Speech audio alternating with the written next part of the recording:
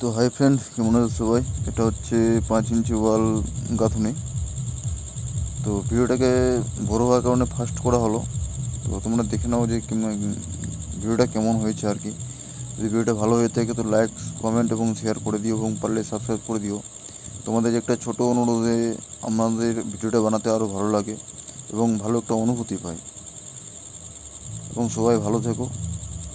আশা করি তোমরা আমাদেরকে সাপোর্ট করবে।